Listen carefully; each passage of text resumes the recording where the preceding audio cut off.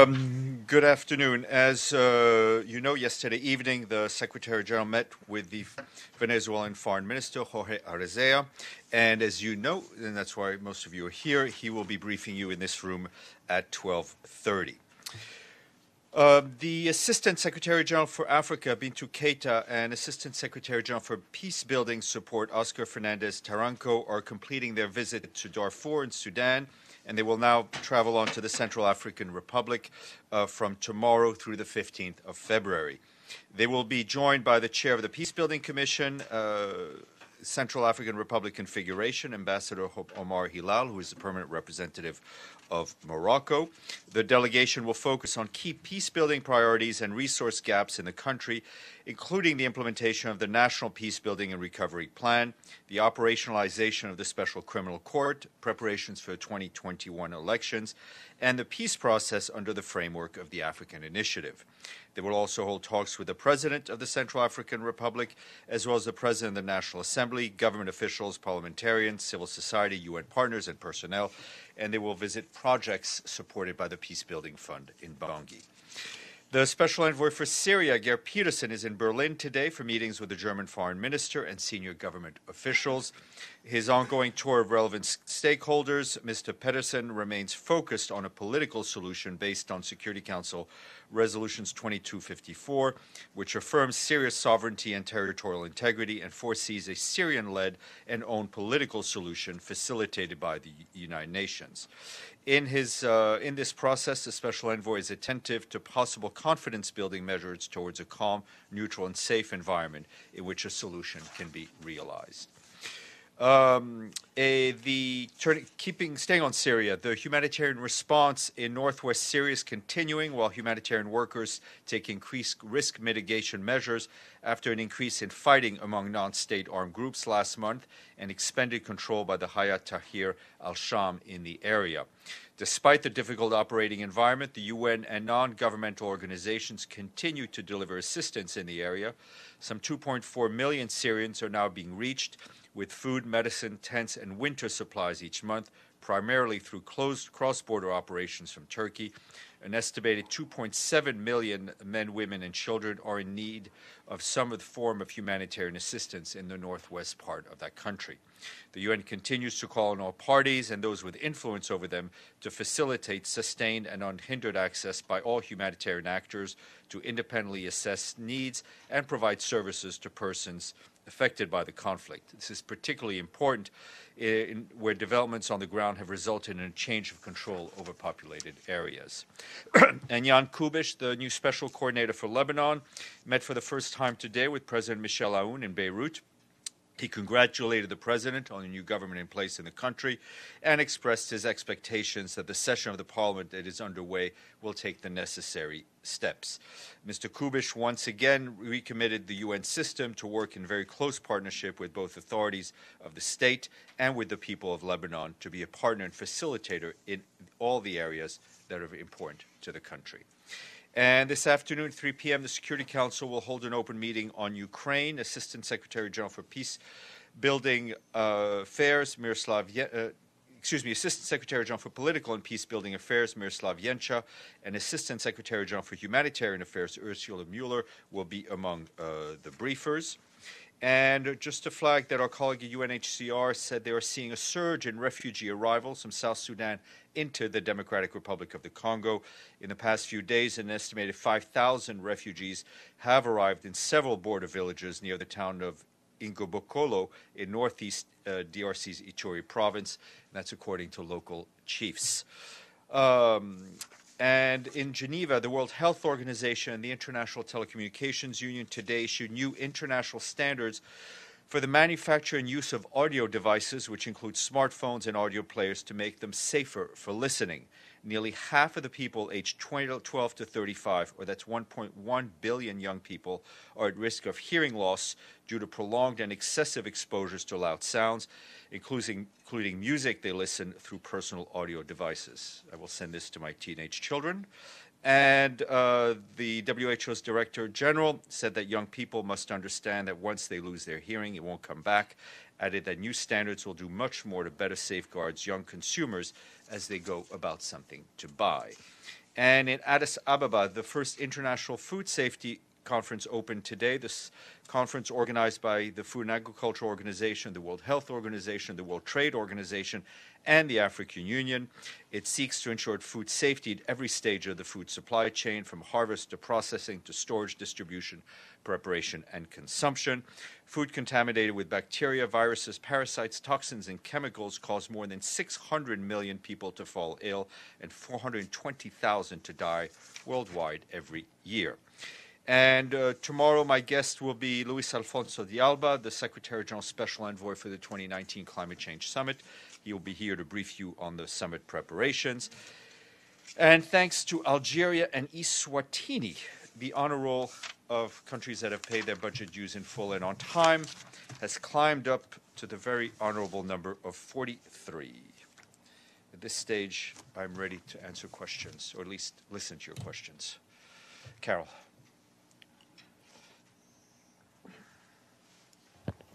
Stéphane, on Venezuela, what was the Secretary General's message on humanitarian aid? The Secretary General's message remains the same, and the one we've been repeating for quite some time, is that the UN humanitarian assistance should be carried out in accordance with the principles of humanity, neutrality, impartiality, and independence, and that's the Secretary General's position. At that meeting, was there any sort of understanding or agreement to increase the humanitarian aid that the UN and its agencies are providing through the government of Venezuela or in collaboration with the government? Look, I'm not going to go into the details, but just to say that our position on humanitarian aid, on the standing offer of good offices from the Secretary General for meaningful political negotiations stand unchanged. Thank you, Stéphane. The Foreign Ministry of Venezuela posted a photo about the meeting, and then they said the Secretary General is willing to keep working and deepen the relationship with Venezuela. But also he says that he is very happy about the peace in Venezuela. Is the Secretary General believes that Venezuela right now is in peace, as it was characterized by the Foreign Ministry of Venezuela? And what is... Look, we're not going to get into a tit-for-tat of readouts. Our position, as I told Mario, on humanitarian aid, on the offer of Secretary General's political good offices remains. The Secretary General also very much hopes that the demonstrations which are scheduled to go on today will take place in a peaceful atmosphere. Edie. Thank you, Steph. Has the Secretary General or any of his top officials been in touch with Juan Guaido on this issue of his good offices? The Secretary General's contacts with Mr. Guaido remain, as far as I understand it, the letter that the Secretary General sent to him, I think last week or a bit longer, and I will leave it at that. To follow Sure. up, can I just get some clarity, right? Yeah. So they've met for the second time in person in a matter of weeks. Mm-hmm. The messaging that's coming out of that meeting is about humanitarian stuff, good officers. We're not getting any new information as to what this second meeting was about. Has it taken the conversation forward? What progress has been made? We don't seem to get a sense of kind of what the point of this meeting was. Well, the meeting was requested by the Venezuelan side, as it is completely normal. The Secretary General, of course, met with the foreign minister as soon as he landed back from Addis. What I'm telling you is the Secretary General's position, which so far remain the same. If I have new developments to share, I would be happy to share them with you. Carla, and then Pam. This is another subject. Can you identify, or will you identify, the individual or entity or state that leaned on women's organizations or the United Nations or the Secretary General to replace the word female genital mutilation with the word female genital cutting? Because the words mutilations and the words cutting have no identity whatsoever.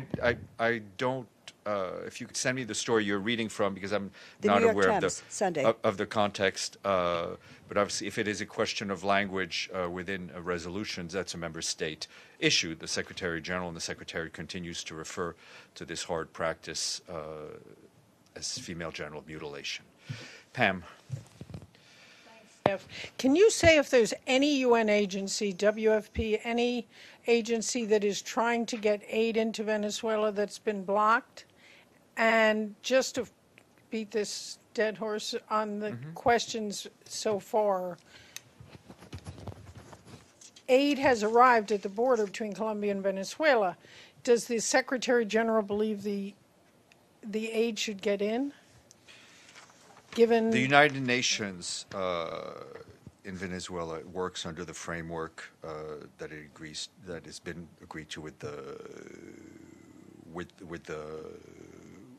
the government. We are involved in nutrition and in health issues with UNICEF, the World Health Organization, and PAHO, and others, and that's where we stand. So wait, I'm just sorry. Just to be perfectly clear, no UN aid has been blocked from going into Venezuela. We continue to work with the Venezuelan authorities within the framework that has been agreed to. Thank you. Yes, ma'am. Heba Al-Maghrabi, International Daily Bulletin. I just have a question regarding Yemen. In spite of all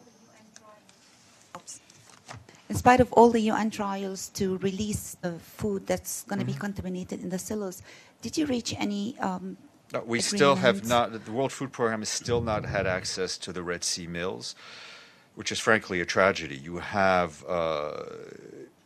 it's basically a quarter of all of WFP's in-country wheat stock. It could feed 3.7 million people. The fact is that we have not been able to access it. The fact is that it is at risk of contamination through various, whether it's vermins or rot or anything else. The use by date is 2020, but obviously that's within a framework where the silos can be monitored and surveilled, which is not the case here. So it is a high risk. Following on the question that Pam made, one of the main questions for the international community is why Venezuela has not declared a humanitarian crisis. The Secretary General in the reports coming from the United Nations says that we have seen 3 million people fleeing the country since 2017. In 2015, they started the process. Is he, in these conversations that he has had with Jorge Arreaza, the Foreign Ministry of Venezuela, has pushed or has recommended the possibility of opening the way of declaring a humanitarian crisis to avoid politicization of humanitarian aid? I think it's our view is that there are serious humanitarian problems in Venezuela that need to be dealt with. That humanitarian aid should not be politicized in any way, and that continues to be our position. Edie. Stéphane, the issue of prisoner exchange in Yemen, is there any update on a new date for another meeting? No, I've not gotten an update. Mario. Back in Venezuela, I think the SG met with the Mexican ambassador today. Is there any contacts as to any possibility? I mean, that particular meeting was a farewell call because, the permanent representative is leaving. The Secretary General has had, over the past week, conversations with the Foreign Ministry in Mexico, which is part of his contacts with various parties. Carol. Stéphane, back on Yemen, what's the status of the preliminary compromise on redeployment in Hodeidah? As far as I'm aware, both sides left the ship, went back to their leadership, and we're still waiting to hear from them. I will leave you, Pam. I will leave you with Pam. No, go ahead, Pam. I can address the one quick follow-up. The U.S. and Elliot Abrams, the new special envoy or special representative for the Trump administration, said visas of Maduro diplomats will be pulled. If the visa for the ambassador here would be pulled, is that something you would react to? It's a hypothetical. Issues having to do with representation and visas are obviously dealt through the credentials, the host country committee Okay. here. Okay, thank you, and I shall see you mañana.